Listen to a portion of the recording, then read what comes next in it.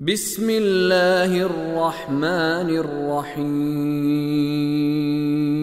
جزاء وفاقا انہم كانوا لا يرجون حسابا وكذبوا بآياتنا كذابا وكل شيء أحصيناه كتابا فذوقوا فلن نزيدكم إلا عذابا إن للمتقين مفازا حدائق وأعنابا وكواعب أترابا وكأسا دهاقا لا يسمعون فيها لغوا ولا كذابا جزاء من ربك عطاء حسابا رب السماوات والأرض وما بينهما الرحمن لا يملكون منه خطابا يوم يقوم الروح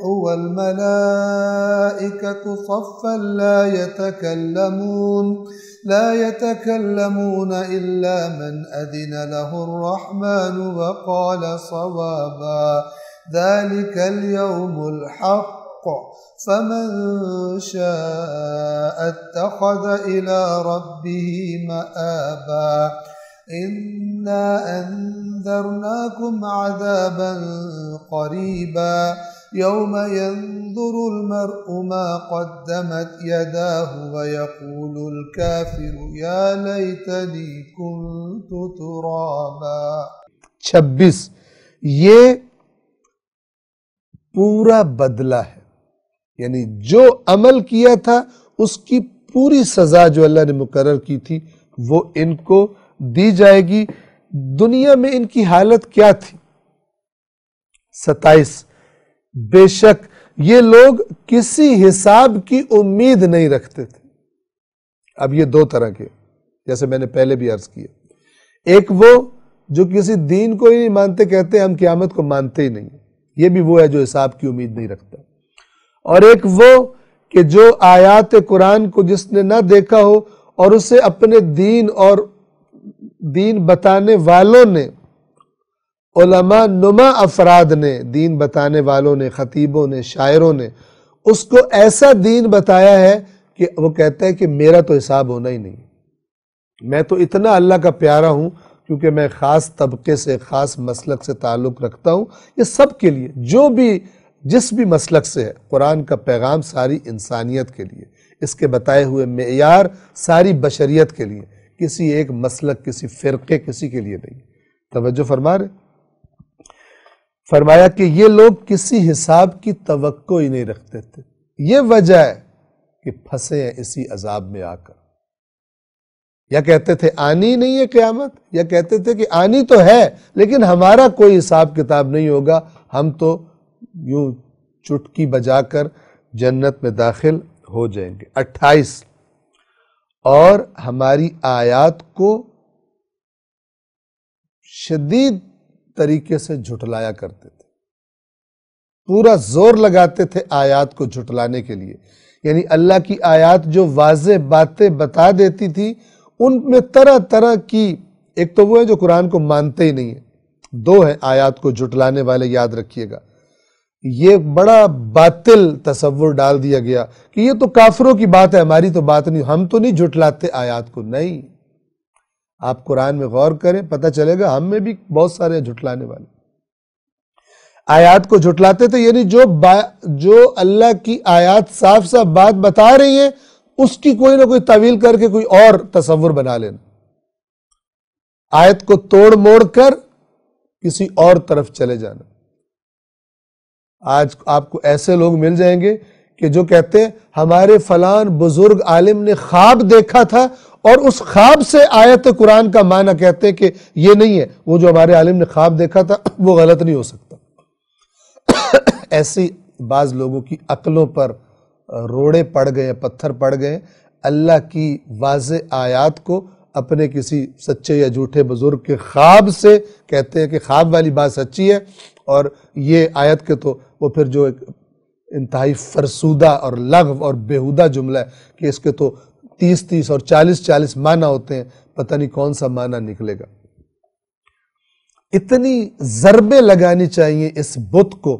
یہ جو 40 معنوں والی بیہودہ بات ہے کہ یہ بت ٹوٹ کے بکھر جائے اور انسان اطمینان کے ساتھ اللہ کی آیات کو پڑھے اور اس یقین کے ساتھ کہ اللہ نے یہ ایسی کتاب نازل نہیں کی جو پزل ہے، کہ جو مجھے سمجھ آ رہا ہے پتہ نہیں وہ ہے بھی یا نہیں ہے، کچھ اور ہی نہ ہو، 50 30 جتنا جس کے منہ میں آتا ہے قرآن کے معنی بتا رہا ہوتا ہے، اور نتیجہ یہ نکلا کہ لوگوں کو قرآن سے دور کر کے عجیب و غریب داستانوں اور افسانوں اور خوابوں اور شعر و شاعری میں الجھا دیا.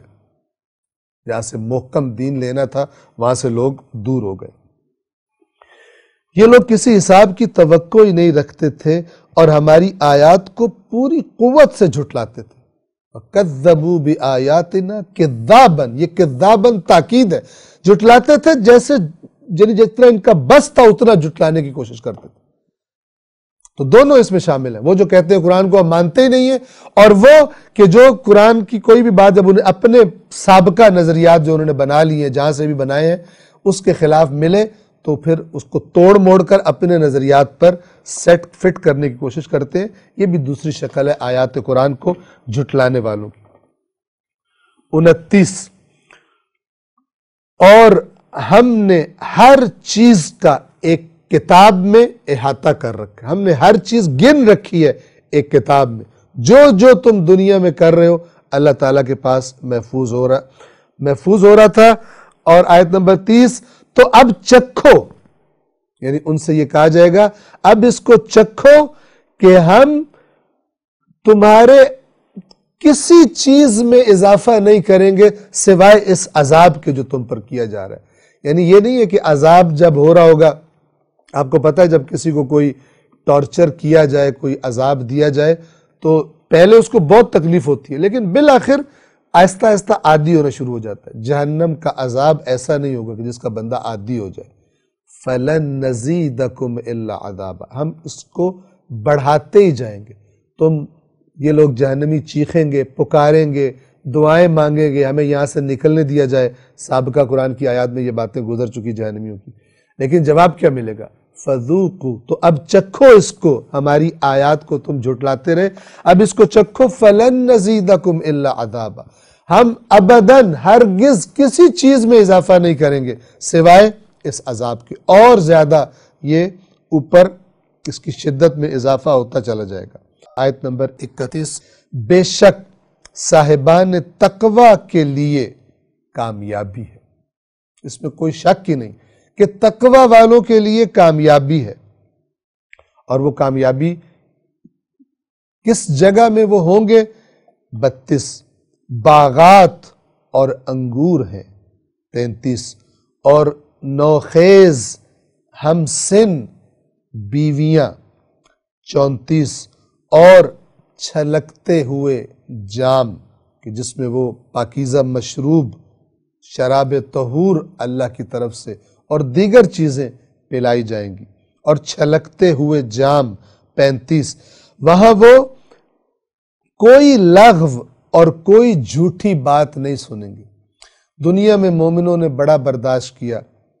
کفار، منافق، دنیا پرست افراد ان کا مذاق اڑاتے تھے، ان کو تانے دیتے تھے، ان کو بری بری باتیں سننی پڑتی تھی، بڑی جھوٹی تہمتیں ان کو سننی پڑتی تھی. اللہ تعالیٰ فرما رہا ہے وہاں وہ نہ کوئی لغو بات سنیں گے نہ کوئی جھوٹی بات. 36 جزا ہے یہ آپ کے رب کی طرف سے ایسی عطا جو بڑی حساب والی ہے.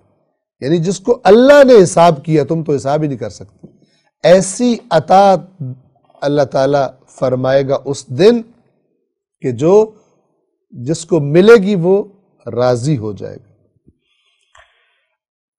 جزا ہے آپ کے پروردگار کی طرف سے جو کافی عطا ہے.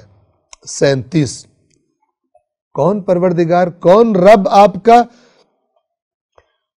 آسمانوں اور زمین اور جو کچھ ان کے درمیان ہے ان کا رب، رحمان جس کے سامنے کسی کو بولنے کا اختیار نہ ہوگا. قیامت کے دن کسی کی جرأت نہیں ہوگی کہ وہ زبان کھول سکے.